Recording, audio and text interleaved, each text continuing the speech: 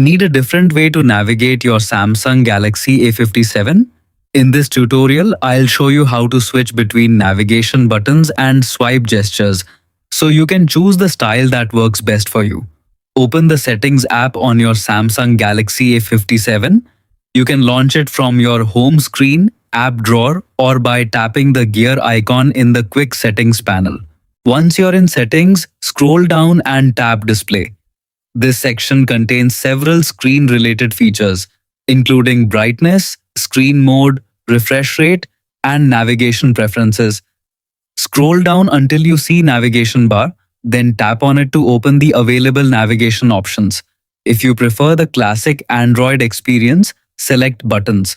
Your phone will immediately switch to the traditional 3-button navigation bar at the bottom of the display. These buttons include Recents, Home, and Back, giving you quick access to your most used navigation controls. To personalize the layout, tap More Options. Here, you can change the position of the Back and Recents buttons, allowing you to choose the arrangement that's most comfortable and familiar for you.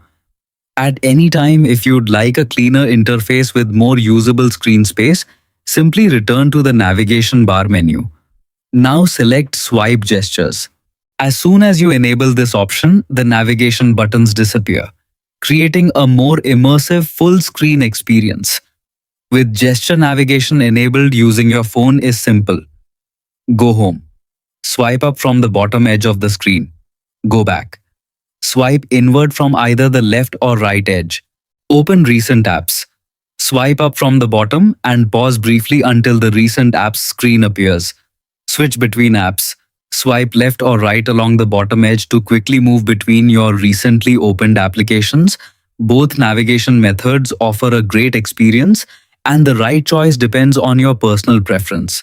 Navigation buttons are ideal if you like visible controls and precise taps, while swipe gestures provide a smoother, more modern feel with additional screen space for apps, videos, and games.